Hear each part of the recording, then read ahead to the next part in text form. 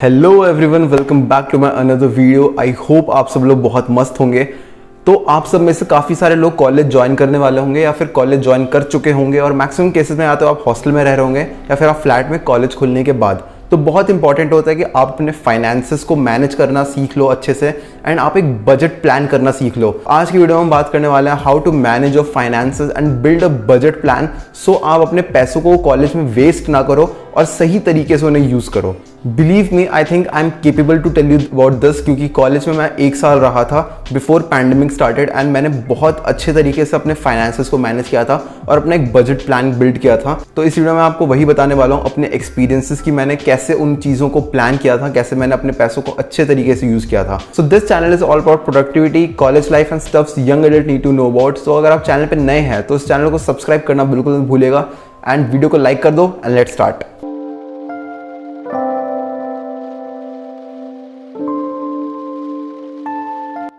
तो यहाँ पे आ चुके हैं मेरे इस स्क्रीन पे, आपको लैपटॉप स्क्रीन दिख रहा होगा।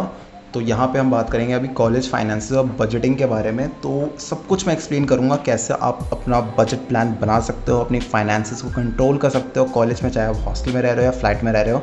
तो ज़्यादा लंबी वीडियो नहीं होगी है, पूरी देखना, आराम से फ़ोन या लैपटॉप लेके बैठ जाओ और पूरा समझ के जाना मैं जो समझा रहा हूँ। राइट, आगे चलता है। तो बेसिक एक्सपेंसेस की बात करेंगे सबसे पहले। इसमें मैं लेके चल रहा हूँ कि या तो आप कॉलेज में हॉस्टल में रह रहे हो या फ्लाइट में रह रहे हो या पीजी में रह रहे हो। तो बेसिक एक्सपेंसेस के अंदर वो चीज़ें हैं जो आपको देनी ही पड़ेगी, आपके पास ऑप्शन नहीं है, ये आपके मस्ट हैं। राइट, सबसे पहले रेंट की बात कर रहे हैं। अगर आप हॉस्टल में रह रहे हो तो वो आपके हॉस्टल फीस के अंदर इंक्लूडेड होगा। फ्लैट में रह रहे हो या पीजी में रह रहे हो तो वो डिपेंड करेगा आप कौन से शहर में रह रहे हो, कौन से शहर के किस पार्ट में रह रहे हो। तो वो 2 से 5 हज़ार रुपये का रेंट पड़ेगा आपका नॉर्मली।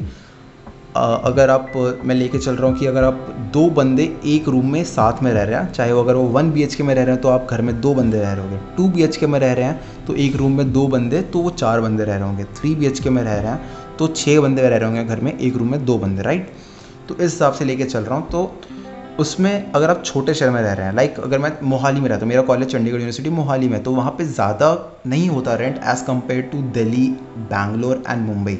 राइट, तो चंडीगढ़ यूनिवर्सिटी में जहाँ पे मैं रह रहा हूँ वहाँ पे आपको एक फुल्ली फर्निश्ड फ्लैट 3,000 साढ़े 3,000 के बीच में आराम से मिल जाएगा। राइट, मैं अभी हॉस्टल में रह चुका हूँ। अब कॉलेज खुलने का मेरा प्लान है कि मैं फ़्लैट में शिफ्ट करूँगा। तो फ्लैट में मैं इतना ही पे करूँगा जो मैंने प्लान करके रखा हुआ है, जो मैंने कुछ फ्लैट्स चेक करे थे वहाँ पे। तो रेंट का आपको क्लियर हो गया होगा। रेंट आपका 2 BHK अगर आप मोहाली साइड में लोगे तो आपको 10 से 12 हज़ार के बीच में पड़ जाएगा वो फ्लैट फुल्ली फर्निश्ड। ठीक है, राइट, आगे चलते हैं वाईफाई और इलेक्ट्रिसिटी बिल्स के लिए। तो वाईफाई और इलेक्ट्रिसिटी बिल्स अगर आप साथ में पे करोगे अपने रूममेट्स के साथ तो आपको 1,000 से ऊपर नहीं पड़ना चाहिए। और अगर आप हॉस्टल में रह रहे हो तो वो आपके हॉस्टल फीस के अंदर इंक्लूडेड होता है। राइट, आप में से बहुत लोग जिम ज्वाइन करेंगे, लेकिन आप स्टूडेंट्स हो, मैं भी स्टूडेंट हूँ, तो हम चाहते हैं कि हम कम से कम खर्चे करें। राइट, तो हम हॉस्टल में अगर रह रहे हैं तो जिम ज़्यादातर हॉस्टल में फ्री होता है। मेरे हॉस्टल में फ्री था जिम, और बहुत बढ़िया जिम था। अगर आपको उससे एक रिलेटेड वीडियो देखनी है तो ऊपर आपको इसका कार्ड मिल गया होगा एक वीडियो का, वो आप चेक कर लेना, आपको जिम का सारा ज्ञान मिल जाएगा उस वीडियो में। राइट, आगे चलते हैं। तो अगर आप फ्लैट में रह रहे हो, आपको बाहर जिम लेना है तो 1,000 से 2,000 के बीच में पड़ेगा जिम आपको। वो डिपेंड करेगा आप किस टाइप का जिम ले रहे हो, और अब ट्रेनर तो नहीं लोगे। राइट, कॉलेज में क्यों ट्रेनर लोगे आप। तो फिर आगे चलते हैं, ग्रॉसरीज या वेजिटेबल्स, एग्स या मीट जो भी आप खाते हो उन सब का कितना पड़ता है। अगर आप हॉस्टल में रह रहे हो तो वो तो मेस फूड के अंदर इंक्लूडेड होगा। मेस फूड मतलब हॉस्टल चार्जेस के अंदर इंक्लूडेड होंगे। राइट, ग्रॉसरीज़ का और वेजिटेबल्स के अंदर आपका आता है जितना भी आटा, दाल, राइस, आपके मसाले हो गए, आपके बटर हो गया, ब्रेड हो गया, अंडा हो गया, दूध हो गया, ये सब कुछ आता है, फ्रूट्स हो गए, और ये सब कुछ आता है। और थोड़े बहुत ग्रूमिंग के सामान हो गए, अगर आपको लाइक आपको शैम्पू लेना है, फेस वॉश लेना है, आपको ये सब एक जो मतलब मस्ट सामान है जो आपको चाहिए ही चाहिए, ये सब जो लेना है, तो ये सारा आपका 4 से 5 हज़ार रुपये के बीच में कॉस्ट करेगा मंथली। ये भी उतना ही कॉस्ट रहेगा, उससे ऊपर नहीं जाने वाला। राइट, अगर आप हॉस्टल में रह रहे हो तो इन सब इंक्लूडेड होगा। बस आपको अपने ग्रूमिंग के लिए अलग चीज़ें लेनी पड़ेंगी, या फिर अलग से आपको अगर मैगी लेना है, आपको केचप लेना है, आपको यूसफ लेना है, तो वो आपको अलग से लेना पड़ेगा। राइट, आगे चलते हैं, अगर आप हॉस्टल में रह रहे हो तो आप कॉलेज के बगल में रहोगे, आपको ट्रैवलिंग के चार्जेस नहीं लगेंगे। लेकिन आप अगर फ्लैट में रह रहे हो तो डिपेंड करता है आप कॉलेज से कितना दूर रह रहे हो, उस हिसाब से आपको ट्रैवलिंग के चार्जेस लगेंगे। अगर आपके पास कोई पर्सनल व्हीकल है तो कम लगेंगे, क्योंकि आपको सिर्फ पेट्रोल का खर्चा देना है। लेकिन अगर नॉर्मल केसेस में आप ऑटो से जा रहे हो, बस से जा रहे हो या फिर ऊबर से जा रहे हो तो आपको 1 से 2 हज़ार रुपये महीने का लग जाएगा इसमें, राइट। आगे चलते हैं, फिर हॉस्टल में तो ये सब कुछ नहीं लगता, वन टाइम इन्वेस्टमेंट। फ्लैट में आपको लगेगा। अगर आप फुली फर्निश्ड ले रहे हो तो उसमें आपको stove, AC, sofa set, bed, desk, chair सब कुछ मिलेगा। अगर आप फुली फर्निश्ड में नहीं रह रहे तो वो सब आपको अलग से खरीदना पड़ेगा, क्योंकि ये मस्ट है। आप स्टोव के बिना घर में नहीं रह सकते, आप यूटेंसिल्स के बिना नहीं रह सकते।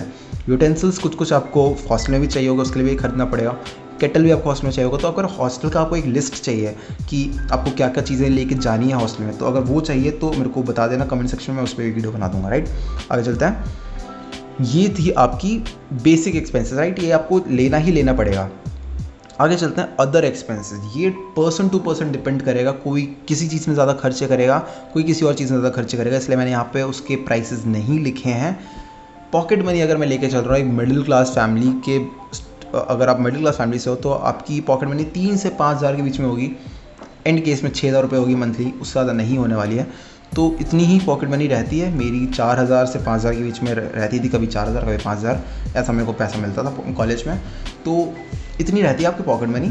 तो सबसे पहले है ईटिंग आउट, राइट। आप दोस्तों के साथ बाहर खाने जाओगे, आप कॉलेज में हो, आपको मेस का नहीं खाना है या फिर आपको घर पे नहीं बनाना है या फिर घर का बाहर का कुछ नहीं खाना है ऐसा, तो आप कहीं पे बाहर खाने के लिए जाओगे तो उसके खर्चे पड़ते हैं। मैं अगर अपनी पर्सनल केस की बात करूँ तो मेरे को इस चीज़ में महीने का 1 से 2 हज़ार रुपये खर्चे लगते थे बाहर खाने के। कभी 1 हज़ार, कभी 2 हज़ार, वो डिपेंड करता था मैं कितना खर्चा कर रहा हूँ किस टाइम पे। अगली चीज़ है पार्टी। आप करोगे कॉलेज में, वो नहीं हट सकता है। तो पार्टी अगर आप करोगे तो महीने में 1-2 बार करोगे। मूवीज़ देखने जाओगे, महीने में 1 बार तो जाओगे मूवी देखने। आउटिंग्स जाओगे, दोस्तों के घूमने जाओगे। सेमेस्टर में 1 बार किसी प्रॉपर ट्रिप पे चले जाओगे, तो उसके खर्चे अगर मैं एवरेज एक महीने का लेके चलूँ तो 1 से 1.5-2 हज़ार मैक्स जाता है, उसके ऊपर नहीं जाता है। वो भी डिपेंड करता है, किसी टाइम आप कम बाहर जाते हो तो 1 हज़ार रुपये लग जाता है ज़्यादा। तो मेरे केस में अगर मैं कभी ज़्यादा जाता था तो 2 हज़ार रुपये लग जाता था। वो डिपेंड करता है महीने टू महीने। तो 1 से 2 हज़ार रुपये उससे ज़्यादा नहीं लगता। अगर आप जिम जा रहे हो तो आपको प्रोटीन सप्लीमेंट्स लेना पड़ेगा, आपको अंडे ज़्यादा खाने पड़ेंगे, तो उसके खर्चे फिर अलग से पड़ जाते हैं। अगर आप प्रोटीन शेक ले रहे हो तो उसके खर्चे थोड़े अलग से पड़ते हैं, राइट। आगे चलते हैं, शॉपिंग बहुत इंपॉर्टेंट चीज़ हो गया। शॉपिंग तो आपको कॉलेज में करना ही है, राइट। आप दोस्तों के घूमने जा रहे हो, आपको कुछ पसंद आ गया आप ले लोगे, आपको कुछ नया लेने का मन है तो आप ले लोगे। तो वो मतलब ज़्यादातर जो मेरे को शॉपिंग का सामान लेना होता था, एक अगर मुझे कपड़े लेने होते थे या फिर मुझे और कुछ और उस टाइप का सामान लेना होता था जो मेरे फैशन से रिलेटेड है, उस टाइप से रिलेटेड है, तो मेजॉरिटी वो मैं मम्मी से मांगता था उस चीज़ के पैसे, और मम्मी से खर्चे लेता था उसके।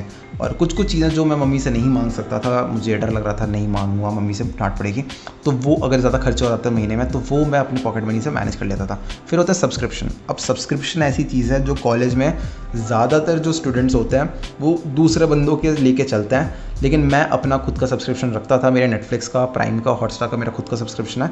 तो वो डिपेंड करता है, आप लेते हो तो आपको उसके खर्चे पड़ते हैं अलग से, नहीं लेते तो उसके खर्चे नहीं पड़ते अलग से, राइट।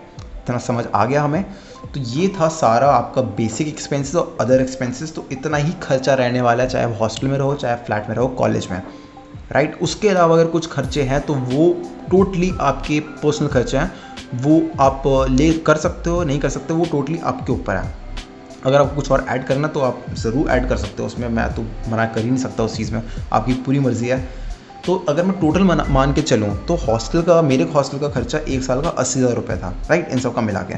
फ्लैट पीजी में अगर मैं हॉस्टल छोड़ कर रहूँगा तो मेरा ये 10 से 12 हज़ार रुपये महीने का पड़ेगा, और 2-3 महीने तो मैं घर पे भी रहूँगा तो वो भी मिला के उतना ही पड़ता है। इसका 80,000 रुपये पड़ रहा था, अब थोड़ा महंगा हो गया हॉस्टल शायद, तो 90 के या फिर 1 लाख रुपये हॉस्टल का पड़ेगा। और अगर मैं फ्लैट में रह रहा हूँ तो भी उतना ही सेम पड़ता है, राइट। अगर आप महंगे शहर में रह रहे हो तो ऑब्वियसली ज़्यादा महंगा पड़ेगा। तो अदर एक्सपेंसेस मैं लेके चलूँ तो पॉकेट मनी 3 से 5 हज़ार, मैं 4 हज़ार लेके चलता हूँ, चलो एवरेज। तो आपका महीने का जो खर्चा पड़ेगा वो 15 हज़ार के आसपास का पड़ेगा इन टोटल। आपका रहने का खर्चा, बेसिक एक्सपेंसेस और अदर एक्सपेंसेस मिला के उसके ऊपर नहीं जाने वाला है। तो आप अपने मंथली एक्सपेंसेस को अच्छे से मैनेज करके चलना कॉलेज में बहुत इंपॉर्टेंट है। ये अपनी फाइनेंशियल प्लानिंग और अपनी बजटिंग को अच्छे से प्लान करना, राइट। आप महीने में 1 भी घंटा दोगे ना अगर इसको प्लान करने में तो बहुत ज़्यादा है, और आप अच्छा खासा पैसे बचा सकते हो कॉलेज में, फालतू चीज़ में खर्चे नहीं करोगे।